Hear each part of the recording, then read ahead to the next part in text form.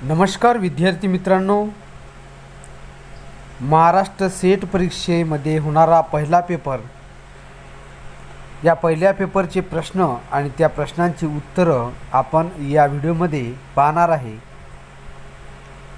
15 जून रोजी होणारी जे सेट परीक्षा 2025 यामध्ये असे जे पेपर्स आहे तर ते तुम्ही सॉल्व करायचे, म्हणजे तुमचा सराव जर पेपर संबंधित झाला तर या संदर्भामध्ये जर कुठलेही जर प्रश्न आले तर तुम्हाला पेपरला सोडवता येणार आहे। त्यामुळे हा पेपर आपण समजून घेऊया आणि पाहूया कशा पद्धतीचे प्रश्न आहे आणि कशा पद्धतीची या प्रश्नांची उत्तर आहे।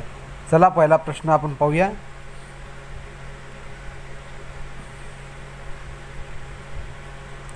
पहिला प्रश्न आहे, जर अध्यापनाच्या स्मृतीस्तरावर शिकवले तर विद्यार्थ्यांना डॅश डॅश डॅश च्या संपादनासाठी विलक्षण शक्ती मिळेल। या प्रश्नासाठी पर्याय दिलेला आहे। 4 पर्याय आहे। या 4 पर्यायामध्ये आपल्याला एक पर्याय निवडायचा आहे।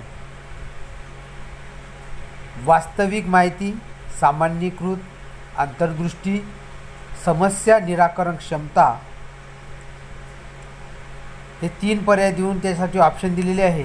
ऑप्शन ए केवळ 2, बी केवळ 1, ऑप्शन सी 1 आणि 2, डी 2 आणि 3।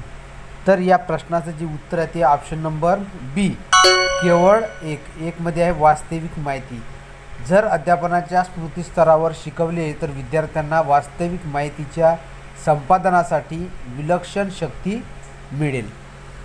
त्यानंतर प्रश्न क्रमांक 2, डॅश डॅश डॅश विचारात घेऊन शिक्षकाने अध्यापन पद्धती निवडली पाहिजे। विचारात घेऊन शिक्षकाने अध्यापन पद्धती निवडली पाहिजे। पर्याय दिलेला आहे। 1 अध्ययनकर्त्याचे स्वरूप, 2 साध्य करावयाच्या उद्दिष्टांचे स्वरूप, 3 शिक्षकांच्या स्वतःच्या क्षमता आणि निपुणता। यासाठी पर्याय दिलेले ए केवळ 1, बी 1 आणि 2, सी 1, 2 आणि 3 आणि डी केवळ 2। या प्रश्नाचं उत्तर आहे ते ऑप्शन नंबर सी 1, 2 आणि 3। म्हणजेच अध्ययनकर्त्याचे स्वरूप, साध्य करावयाच्या उद्दिष्टांचे स्वरूप, शिक्षकाच्या स्वतःच्या क्षमता आणि निपुणता विचारात घेऊन शिक्षकाने अध्यापन पद्धती निवडली पाहिजे। त्यानंतर प्रश्न क्रमांक 3 पहा। प्रतिभावंत विद्यार्थ्यांचे मुख्य वैशिष्ट्य काय असते? पर्याय दिलेले आहे। ए ते अंतर्मुख स्वरूपाचे असतात, बी ते त्यांच्या साध्यांवर अवलंबून असतात, ऑप्शन नंबर सी ते बहिर्मुख स्वरूपाचे असतात, ऑप्शन नंबर डी ते त्यांच्या निर्णयामध्ये स्वतंत्र असतात। तर यासाठी पर्याय दिलेला आहे। या प्रश्नाचं उत्तर ते ऑप्शन नंबर डी ते त्यांच्या निर्णयामध्ये स्वतंत्र असतात। म्हणजे प्रतिभावंत विद्यार्थी जे आहेत ते त्यांच्या निर्णयामध्ये स्वतंत्र असतात। प्रश्न क्रमांक 4 पहा। प्रौढ अध्ययनकर्त्यांसाठी अनुदेशनामध्ये डॅश डॅश डॅश भर देण्याची गरज असते। पर्याय दिलेल्या एस प्रक्रिया आणि शिकवण्याचा आशय यावर सारखाच, बी प्रक्रियेवर कमी आणि शिकवण्याच्या आशयावर जास्त, सी प्रक्रियेवर जास्त आणि शिकवण्याच्या आशयावर कमी, डी प्रक्रिया आणि अध्ययनाचा परिपाक यावर सारखा। या प्रश्नाचं जे उत्तर आहे ते ऑप्शन नंबर सी प्रौढ अध्ययनकर्त्यांसाठी अनुदेशनामध्ये प्रक्रियेवर जास्त आणि शिकवण्याच्या आशयावर कमी भर देण्याची गरज असते। त्यानंतर प्रश्न क्रमांक 5 पहा। विद्यार्थ्यांच्या विशिष्ट आशयाच्या आकलनाबाबतची स्पष्ट कल्पना डॅश डॅश डॅश मूल्यमापन देते। पर्याय दिलेल्या ए स्थान निश्चिती, बी आकारिक, सी साकारिक आणि डी नैदानिक। तर या 5व्या नंबरच्या प्रश्नाचं उत्तर आहे ते ऑप्शन नंबर सी साकारिक। म्हणजेच विद्यार्थ्यांच्या विशिष्ट आशयाच्या आकलनाबाबतची स्पष्ट कल्पना साकारिक मूल्यमापन देते। त्यानंतर प्रश्न क्रमांक 6 पाहू। डॅश डॅश हे गुणात्मक संशोधनाचे वैशिष्ट्य आहे। पर्याय दिलेले आहे। ए संख्यात्मक प्रदत्तावर डेटावर भर, बी संख्याशास्त्रीय विश्लेषणावर लक्ष, सी अर्थाचे आणि अनुभवांचे सखोल शोधन, डी प्रायोगिक पद्धतीच्या आराखड्यास पक्के चिकटून राहणे. तर या 6व्या प्रश्नाचं जे उत्तर आहे ते ऑप्शन नंबर सी, अर्थाचे आणि अनुभवांचे सखोल शोधन हे गुणात्मक संशोधनाचे वैशिष्ट्य आहे. पर्याय क्रमांक 7 प्रश्न क्रमांक 7 पहा. डॅश डॅश ही सकारात्मक संशोधनाची मर्यादा आहे. पर्याय दिलेले आहे. ए अनुभवजन्य पुराव्यांच्या महत्त्वाचे अनुभवजन्य पुराव्यांच्या महत्त्वाकडे दुर्लक्ष करणे, बी अति जटिल सामाजिक घटनेला जास्त सुगम करण्याची प्रवृत्ती, सी व्यक्तिसापेक्ष अर्थनिर्वचन करण्यावर जास्त भर देणे, डी संशोधनामध्ये पक्षपातीपणा आणि वैयक्तिक मते यांना प्रोत्साहन देणे.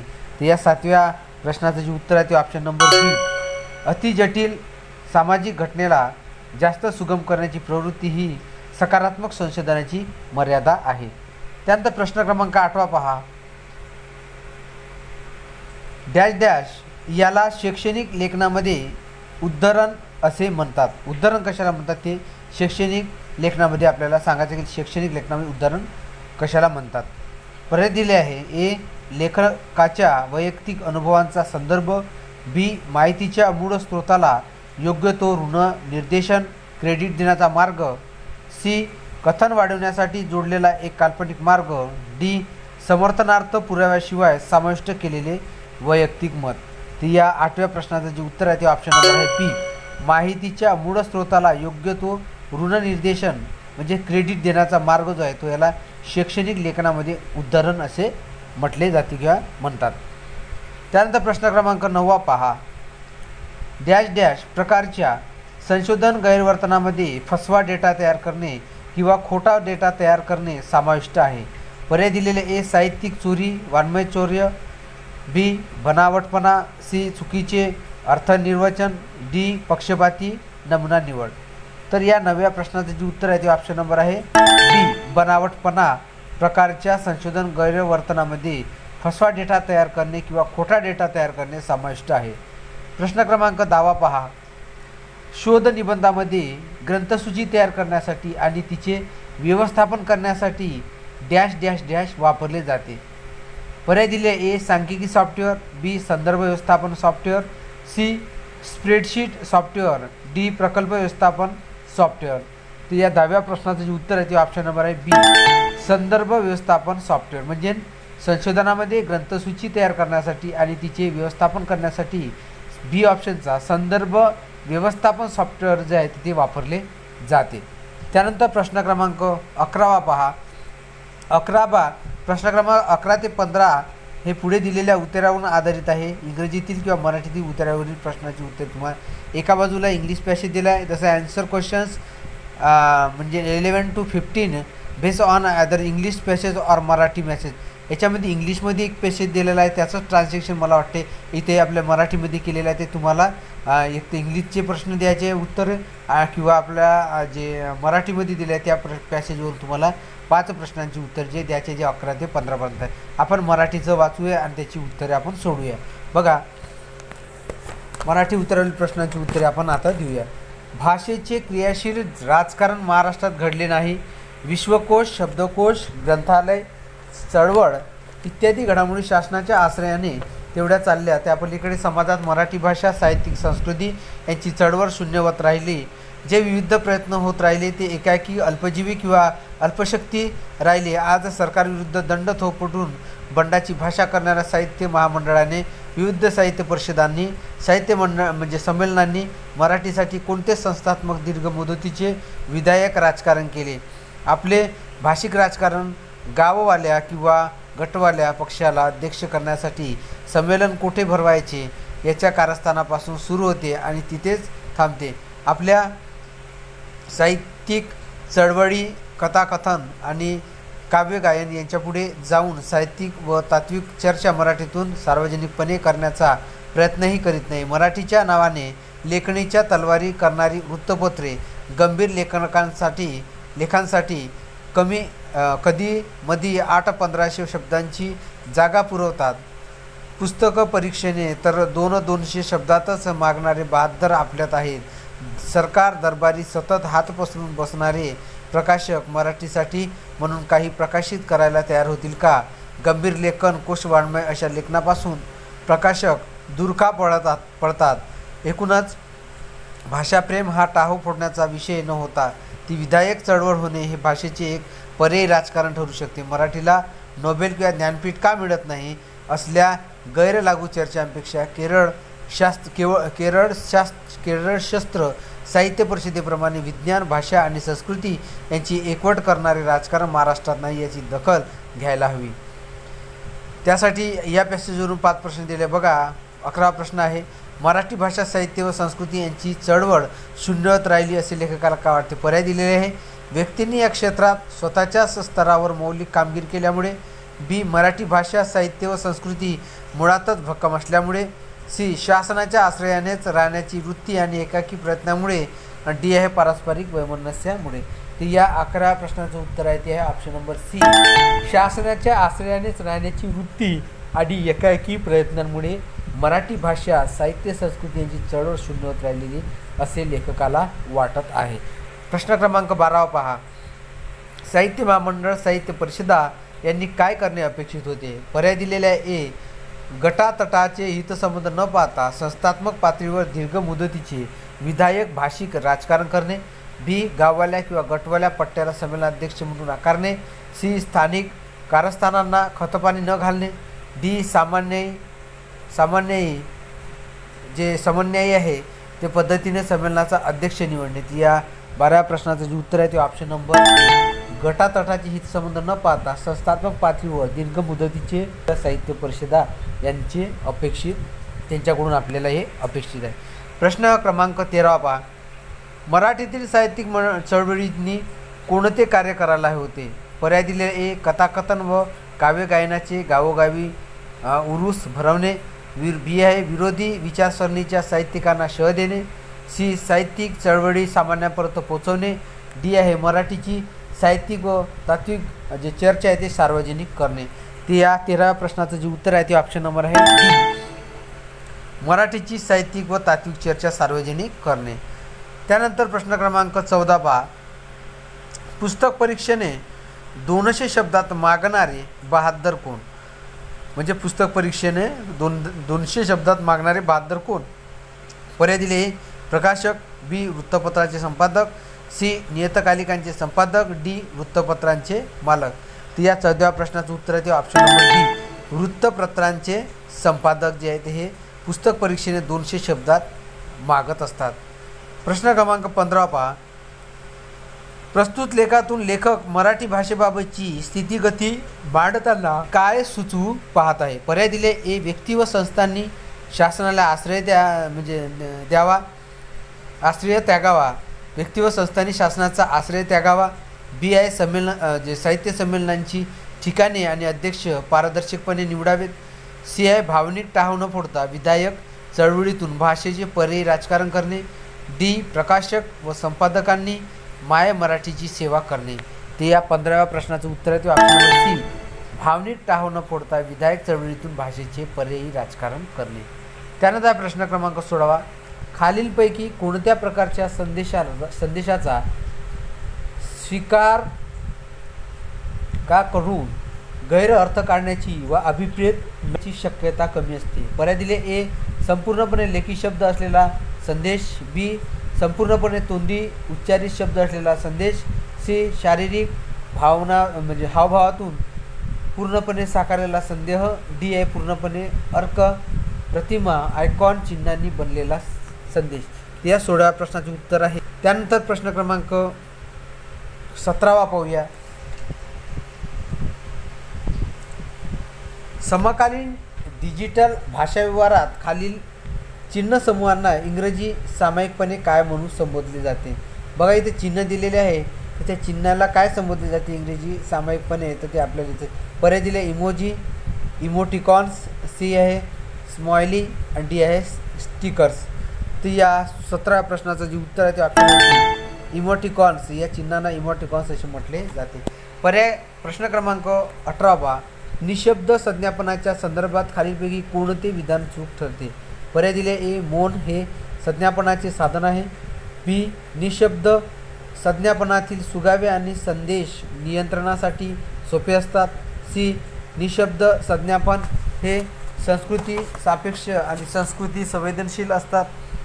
डी.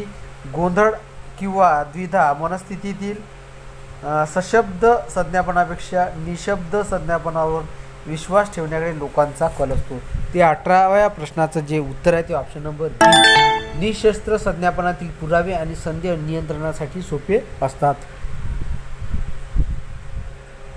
त्यानंतर प्रश्न क्रमांक 19 पहा. प्रसार भारती काय आहे? प्रसार भारती आपल्याला माहीत आहे काय आहे ते, पण आता याच्यामध्ये पर्याय क्रमांक ए. दूरदर्शनच्या अंतर्गत येणारी राष्ट्रीय स्तरावरची वृत्तवाहिनी. बी. आकाशवाणीची AIR वृत्त प्रसारण सेवा. सी. भारतातील खाजगी प्रसारण सेवांची संघटना. आणि डी आहे भारताची शासकीय मालकीची सार्वजनिक प्रसारण सेवा. त्या 19व्या जे प्रश्नाचं जे उत्तर आहे ते ऑप्शन नंबर डी.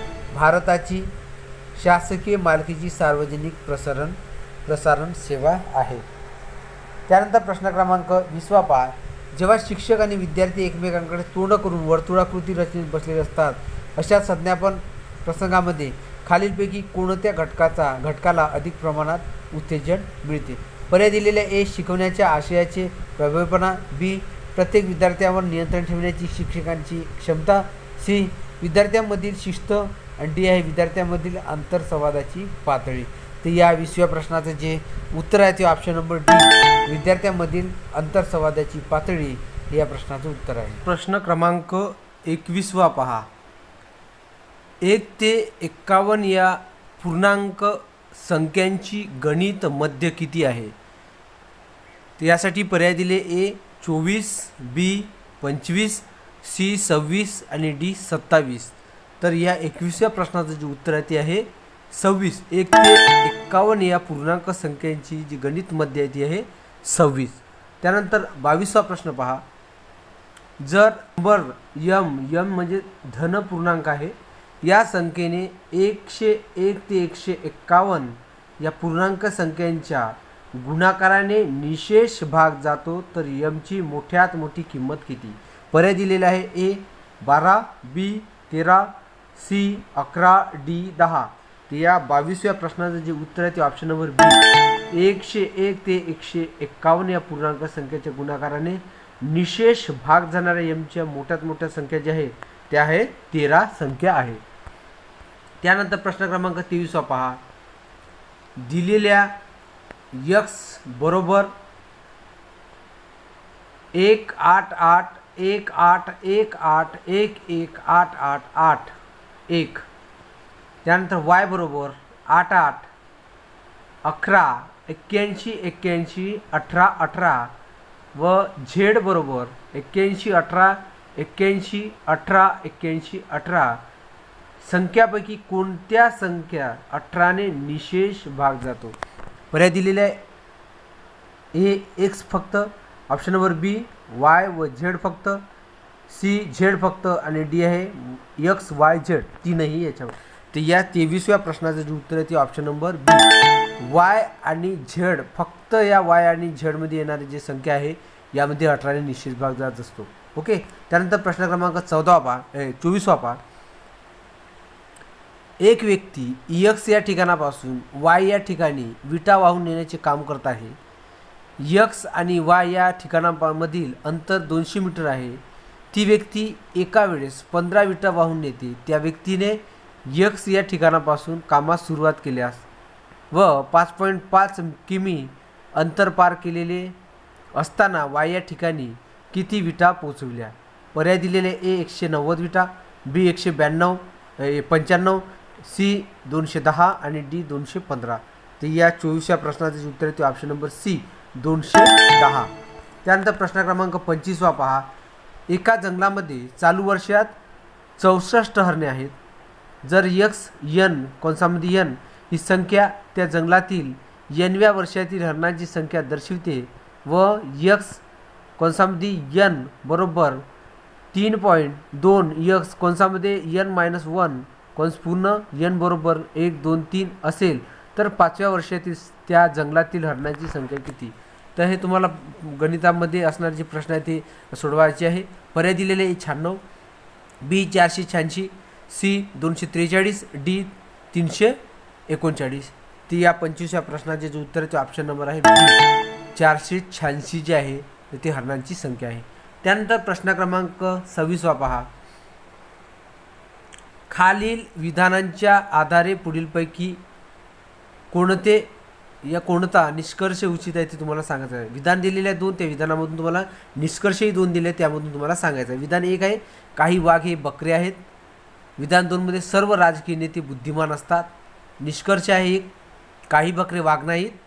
निष्कर्ष 2 आहे काही राजकीय नेते बुद्धिमान असतात. त्यासाठी पर्याय दिले ए फक्त 1, बी आहे 2 फक्त, सी आहे 1 आणि 2 दोन्हीही, डी आहे 1 आणि 2 यापैकी दोनही नाही. तर या 26व्या प्रश्नाचं जे उत्तर आहे ते आहे ऑप्शन नंबर बी. बीला कोणता आहे? फक्त 2. म्हणजेच काही राजकीय नेते जे आहे तर ते बुद्धिमान असतात. त्यानंतर प्रश्न क्रमांक 27 पहा. काही बस थांब्यावर समोर तोंड करून उभ्या आहेत. ठाण्याची बस नाशिक बसच्या पुढे आहे आणि नाशिकची बस जळगाव बसच्या पुढे आहे. अमरावती बस धुळे बसच्या मागे आहे परंतु ठाणे बसच्या पुढे आहे. तर मागून 2 नंबरची बस कोणती? बघा ऑप्शन दिले आहे ठाणे, जळगाव, सी आहे नाशिक आणि डी आहे अमरावती. ती या 27व्या प्रश्नाचे उत्तर आहे ते ऑप्शन नंबर सी. नाशिक ही बस जी आहे ती 2 नंबरची बस आहे जी मागून 2 नंबरच्या ठिकाणावर उभी आहे. त्यानंतर प्रश्न क्रमांक 28 पहा. एका सांकेतिक भाषेत जर JKLM चे रूपांतर OSVX असे आहे तर त्याच भाषेत DEFG चे रूपांतर काय आहेत? यासाठी पर्याय दिले ILNG, B JLNP, C KMOR, D IMPR. तर या 28व्या प्रश्नाचं जे उत्तर आहे ते आहे ऑप्शन नंबर डी IMPR. असे जे म्हणजे अल्फाबेट्सवरती इंग्लिशच्या अल्फाबेट्सवरती जे प्रश्न येतात तर त्यामुळे तुम्ही अल्फाबेट्सचे प्रश्न सोडवण्यासाठी ए पासून झेडपर्यंत लिहून घ्यायचं आहे. त्याला नंबर कोड द्यायचा आहे. नंबर कोड दिल्यानंतर पेपरच्या आधी जर तुम्ही लिहिलं तर तुम्हाला म्हणजे कसं पेपर सोडवायला वेळ जास्त लागणार नाही, लवकर तुम्हाला प्रश्नाचे उत्तर सोडवता येणार आहे. प्रश्न क्रमांक 29 पहा.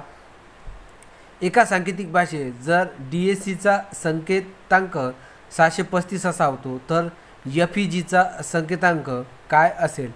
पर्याय दिलेले आहे ए 879, बी 678, सी 587, डी 897. ती या 29व्या प्रश्नाचं उत्तर आहे ते ऑप्शन नंबर ए 879. त्यानंतर दिशावरती प्रश्न आला बघा. प्रश्न क्रमांक 30. दक्षिणेकडे तोंड करून विराट 15 मीटर चालतो आणि तो नंतर स्वतःच्या उजवीकडे वळून 10 मीटर चालतो. त्यानंतर तो उजवीकडे वळून 15 मीटर चालतो. नंतर तो डावीकडे वळून 15 मीटर चालतो. तर तो कोणत्या दिशेला तोंड करून आहे आणि मूळ ठिकाणापासून किती अंतरावर उभा आहे ते तुम्हाला सांगायचं आहे. पर्याय दिलेले ए पूर्व दिशा 15 मीटर, बी पश्चिम दिशा 25 मीटर, सी उत्तर दिशा 15 मीटर, डी दक्षिण दिशा 40 मीटर. ती या 30व्या प्रश्नाचं जे उत्तर आहे ते आहे ऑप्शन नंबर बी. पश्चिम दिशेला तो 25 मीटरवर उभा आहे. त्यानंतर प्रश्न क्रमांक 31 पहा.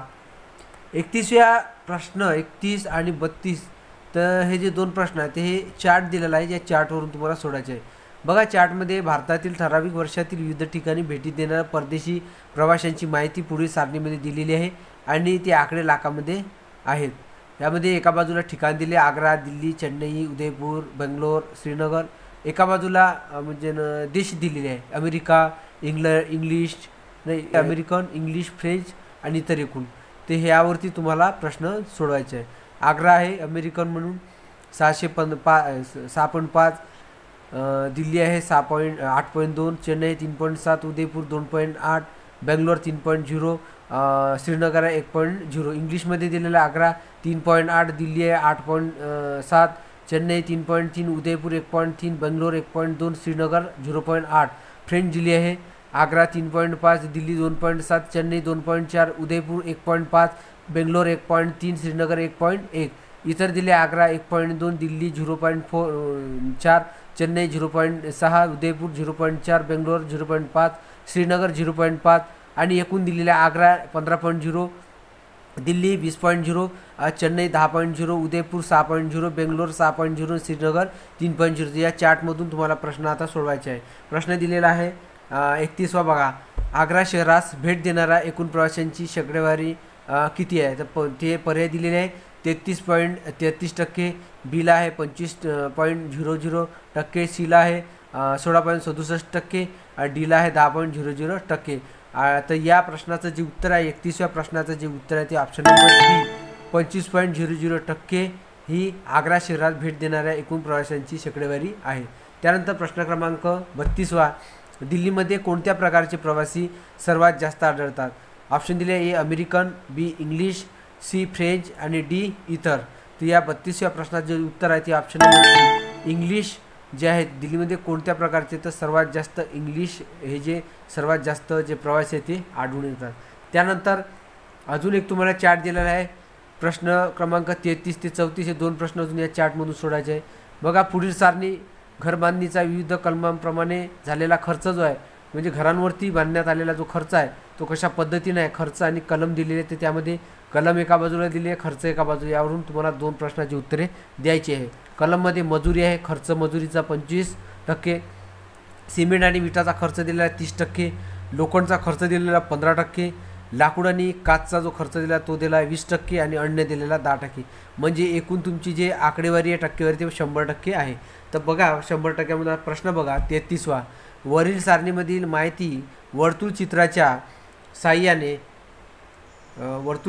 साहाय्याने जे आहे तर तुम्हाला इथे आहे. तर वर्तुळचित्राच्या जे साहाय्याने तुम्हाला सांगायचं 33वा. वरील सारणीमधील माहिती वर्तुळचित्राच्या साहाय्याने दाखवायची आहे. मजुरी आणि कलमांसाठी असणाऱ्या वर्तुळ कळीचा 50°, बी 30°, सी 90° आणि डी 25°. या 33व्या प्रश्नाचं जे उत्तर आहे ते ऑप्शन नंबर सी हा जो कोण आहे हा 90 कोणचा असणार आहे. त्यानंतर प्रश्न क्रमांक 34वा पहा. सिमेंट आणि विटा या कलमासाठी झालेल्या खर्चाचे घराच्या बांधकामासाठी झालेल्या एकूण खर्चाची गुणोत्तर काय आहे? त्यामध्ये पर्याय दिले 1:3, बी आहे 1:4 आणि सी आहे 2:5, डी आहे 3:10.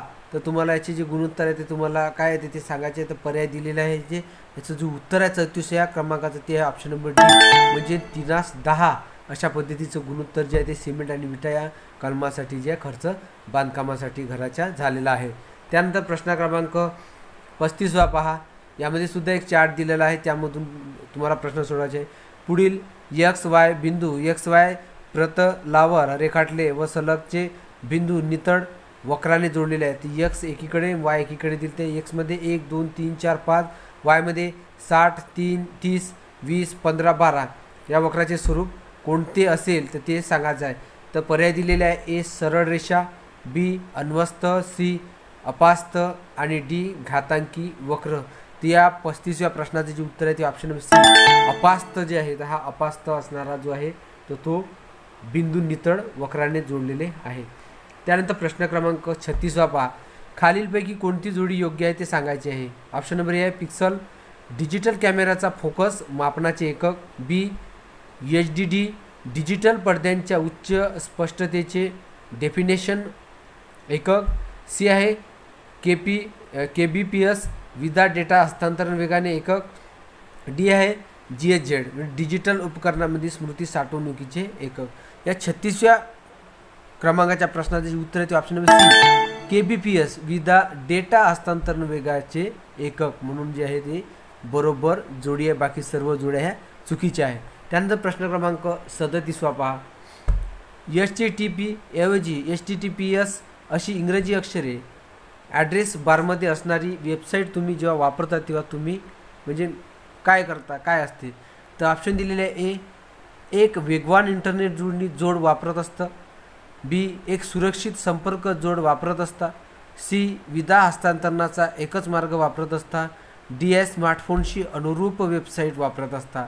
या 37व्या ज्या प्रश्नाचं उत्तर आहे ते आहे ऑप्शन नंबर बी एक सुरक्षित संपर्क जोड जो आहे तो वापरत असतात. त्यानंतर 38वा प्रश्न पहा. इंटरनेटवरील खालील डिजिटल सेवा सर्वप्रथम सुरू झाल्याचे वर्ष या निकषावर खालीलपैकी कोणता पर्याय योग्य कालानुक्रम दर्शवतो? Option number A YouTube, Gmail, Instagram, Wikipedia. B Wikipedia, YouTube, Gmail, Instagram. C Gmail, Wikipedia, YouTube, Instagram. Option number D आहे विकिपीडिया, जीमेल, यूट्यूब आणि इंस्टाग्राम. ते या 38व्या प्रश्नाचं जे उत्तर आहे ते ऑप्शन नंबर डी. पहिले विकिपीडिया आलेलं आहे सुरुवात, त्यानंतर जीमेलची सुरुवात, विकिपीडियानंतर जीमेलची सुरुवात झाली, जीमेल आल्यानंतर यूट्यूब चालू झालं आणि यूट्यूब चालू झाल्यानंतर इंस्टाग्राम झालं, इंस्टाग्राम हे शेवटचं झालं आहे. म्हणजे ऑप्शन नंबर डी जे आहे ते हे या प्रश्नांसाठी इंटरनेटवरील डिजिटल सेवा सर्वप्रथम स्थापन झालेला जो कालानुक्रम आहे तो अशा पद्धतीने लागणार आहे. तो ऑप्शन नंबर डीचा येणार आहे, विकिपीडिया, जीमेल, यूट्यूब आणि इंस्टाग्राम. त्यानंतर प्रश्न क्रमांक 39 पहा.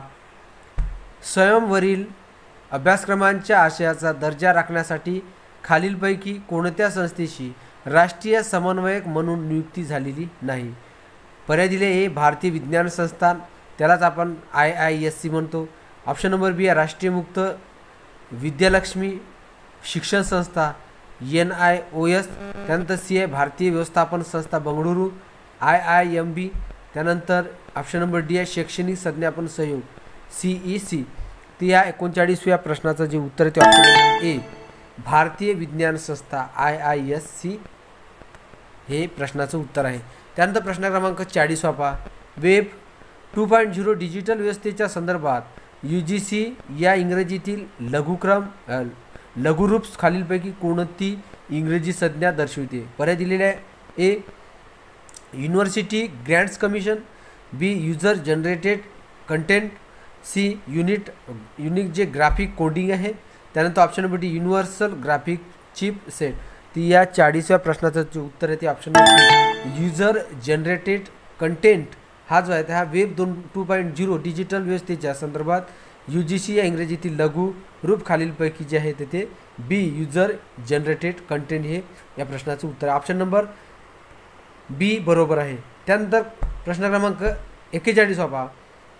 संयुक्त राष्ट्रांनी सहस्त्राब्दी विकास उद्दिष्टे MDGs कधी स्वीकारली? पर्याय दिलेले आहे ए 1990, बी 1995, सी 2000 आणि डी आहे 2010. ते 41व्या प्रश्नाचं उत्तर आहे ते ऑप्शन नंबर सी 2000 या वर्षी संयुक्त राष्ट्रांनी सहस्त्राब्दी विकास उद्दिष्टे जे ते स्वीकारलेली आहे.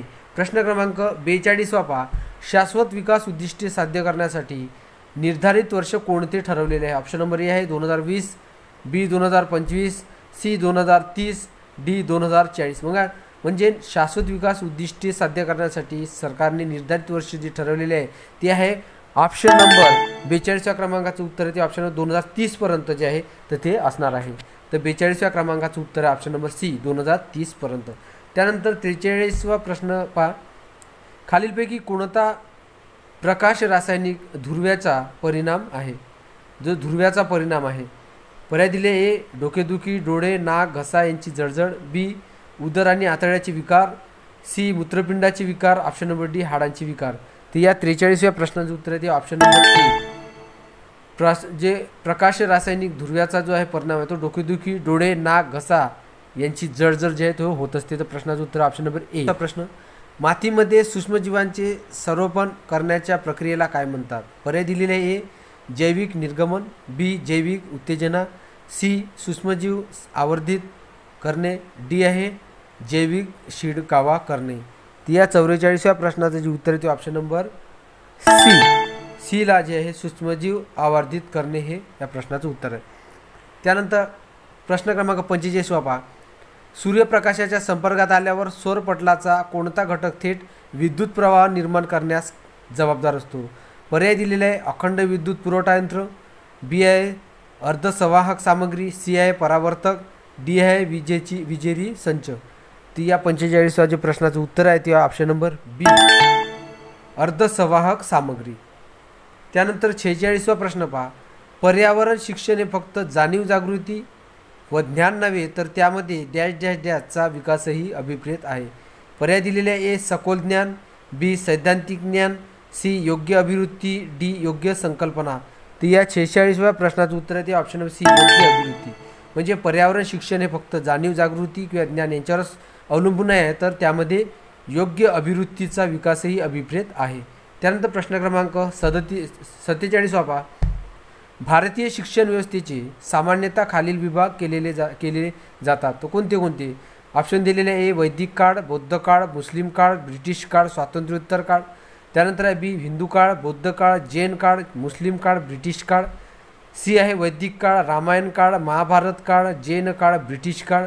ऑप्शन नंबर डी दिले आहे उपनिषद काळ, पुराण काळ, बौद्ध काळ, मुस्लिम काळ आणि आधुनिक काळ. तर या 47व्या प्रश्नाचं जे उत्तर आहे ते ऑप्शन नंबर आहे ए.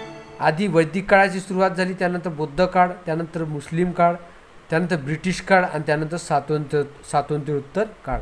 हा जो कालानुक्रम जो आहे हा बरोबर आहे, ऑप्शन नंबर ए. त्यानंतर प्रश्न क्रमांक 48 विद्यार्थी मित्रांनो, पत्रव्यवहाराद्वारे शिक्षण व्यवस्थेत खालील गोष्टींचा समावेश होतो. ऑप्शन दिले ए फक्त मार्गदर्शक सूचना, बी आहे फक्त सोडवलेली उत्तरे, सी मार्गदर्शक सूचना आणि सोडवलेली उत्तरे, डी मार्गदर्शक सूचना, सोडवलेली उत्तरे आणि प्रासंगिक व्याख्याने. ती या 48व्या प्रश्नाचं उत्तर आहे ते ऑप्शन नंबर डी. मार्गदर्शक सूचना महत्त्वाच्या आहे, सोडवलेली उत्तरे आणि प्रासंगिक व्याख्याने. त्यानंतर प्रश्न क्रमांक 49 पहिल्या मुक्त विद्यापीठाची स्थापना 1969 डॅश डॅश डॅश येथे स्थापन करण्यात आली. ऑप्शन दिले आहे. ए अमेरिकेतील शिकागो या ठिकाणी, बी इंग्लंडमधील मिल्टन केनीस या ठिकाणी, सी आहे फ्रान्समधील पॅरिस या ठिकाणी, डी आहे भारतातील दिल्ली या ठिकाणी. ते या 49व्या प्रश्नाचं जे उत्तर आहे ते ऑप्शन नंबर बी इंग्लंडमध्ये मिल्टन केनीस या ठिकाणी पहिल्या मुक्त विद्यापीठाची स्थापना ही 1969 जगामध्ये झालेली आहे, ते लक्षात ठेवायचं आहे. बघा शेवटचा जो प्रश्न होता आपला 50वा प्रश्न, जे मुस्लिम शिक्षण पद्धतीनुसार मदरसा हे डॅश डॅश डॅश केंद्र समजले जाते. पर्याय दिले ए प्राथमिक शिक्षण, बी माध्यमिक शिक्षण, सी उच्च शिक्षण आणि डी तांत्रिक शिक्षण. ती या प्रश्नाचं जे उत्तर आहे ते ऑप्शन नंबर सी उच्च शिक्षण. मुस्लिम शिक्षण पद्धतीनुसार मदरशामध्ये उच्च शिक्षणाचं केंद्र जे आहे ते समजले जाते. तर मित्रांनो, अशा पद्धतीनं आपल्याला पहिल्या पेपरमध्ये महाराष्ट्र सेट परीक्षा assistant professor, Maharashtra state eligibility test assistant प्रोफेसरसाठी घेण्यात येणारी जी परीक्षा आहे सेट परीक्षा, ही येणाऱ्या 2025 जून महिन्याच्या 15 तारखेला होणार आहे. त्यामुळे हा अशा पद्धतीचा पेपर असतो. नवीन विद्यार्थी असतात जे फॉर्म भरतात त्यांना पेपरची पूर्वदिशा माहीत नसते विद्यार्थी मित्रांनो. तर जे आपली सावित्रीबाई फुले पुणे युनिव्हर्सिटी आहे या वेबसाईटला भेट द्या. तिथे जुने प्रिव्हियस पेपर्स आहेत ते पेपर्स तपासा, आन्सर कीसुद्धा दिलेले आहे ते सुद्धा तपासा. त्या पेपरचा सराव अशा पद्धतीनं करा म्हणजे तुम्ही जर प्रिव्हियस क्वेश्चन पेपर जर तुम्ही सतत जर सोडवत असाल तर त्या प्रिव्हियस क्वेश्चन पेपरचाच तुम्हाला पेपरमध्ये फायदा होतो. कारण की काही प्रश्न जे हे जुन्या पेपरमधूनच आलेले असतात. मी सुद्धा ही परीक्षा दिलेली आहे त्यामुळे मला अनुभव आहे, एक्सपिरियन्स आहे. तर त्यामुळे तुम्हाला सांगत आहो की तुम्ही प्रिव्हियस पेपरची प्रॅक्टिस करा. प्रॅक्टिस क्वेश्चन जे आहे ते प्रिव्हियस पेपर जे आहे ते सराव करा घरी पेपरचे आणि चांगल्या पद्धतीनं पेपर सोडवा. अशा पद्धतीचे जे व्हिडिओ आपल्या चॅनलवर सतत तुम्हाला पाहायला मिळणार आहे. नवीन असाल तर सबस्क्राईब करून घ्या, बेल आयकॉनवर क्लिक करा. ओके, चला इथंच थांबा. पुढच्या व्हिडिओमध्ये अजून भेटूया. मी अमित आडी इथंच थांबतो. धन्यवाद मित्रांनो.